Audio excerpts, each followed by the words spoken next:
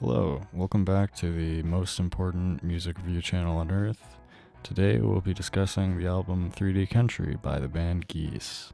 The album came out on Partisan Records, home of post-punk and alternative music contemporaries such as Idols, Lip Critic, and Just Mustard. The album's 43 minutes long, and it is good.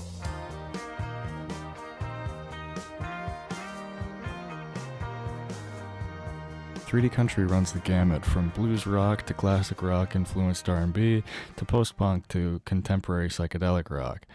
The band's come through with a genre meld that stands out in the current alternative music landscape, but genre aside, they shine as musicians.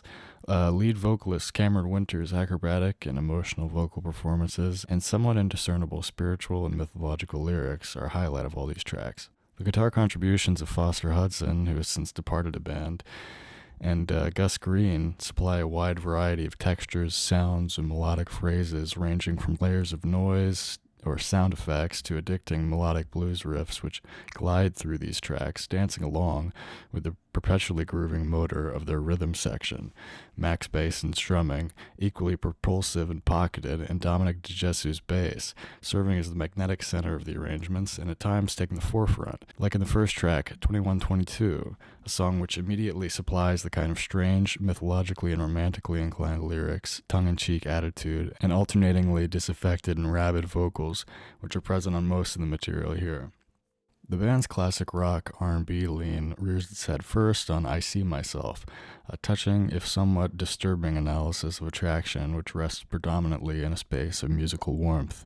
With a solid groove and an addictive chorus which varies upon the line I see myself in you, first as a joyous and somewhat desperate appeal, then laying back nicely into a sweeter tone and appearing on the bridge in a darker manifestation. This R&B style appears also in the album's seventh track, Gravity Blues, a beleaguered, swaggering, and endlessly catchy song, which may even call upon some gospel influences with its plodding piano chords and evocative, timeless-feeling lyrics which could have just as easily come from any period of musical storytelling. Winter writes around some key motifs in these songs, evoking alienation, a wandering sort of spirit, the aforementioned spiritual references, and a keen sense of romantic attunement, acknowledging it from various angles. Sometimes a swank, cocky affectation, or mournful reminiscence, or simple observation, sometimes vacillating between these attitudes within individual songs. The lyrics are at their most despairing in the ninth track, Demodo.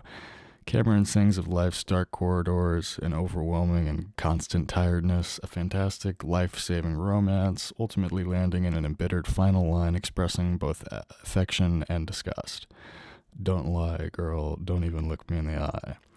This comes alongside floating instrumentation, which glides through sparse, gentle sections into its theatrical refrains and back again. Tomorrow's Crusades is easily the catchiest song on the album besides its lead single, Cowboy Nudes. It spins another mythically flavored romantic yarn. Its chorus reminds me sort of Coldplay's early albums, with gorgeous, syrupy strings and delicate pianos accompanying the band's core instrumentation. The song doesn't indulge in this so much as to become saccharine, though, juxtaposing it with the loud and funky post-chorus, which sort of takes the piss out of the song's refrain of "Where would I ever be without you?" It answers, "Under the world, looking for your ass, crawling on my hands and knees." The album's only lull comes with the 7-minute-long fifth track, Undoer, a shambling psychedelic jam which doesn't really seem to totally harness the energy it generates, leading to some compelling instrumental moments but lacking the kind of distilled focus, melodic focus, that the band comes through with most of the other songs in the album. From track 7 all the way down, though, are, in my opinion, some of the most refreshing, well-arranged, and addictive songs that any band has come through with in recent years, not to discount the first side of the album, which does hold its own. I would absolutely recommend this album to rock listeners, post-punk fans, and anyone looking for catchy and inventive songs.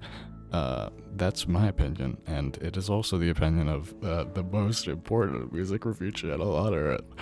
What do you want me to review?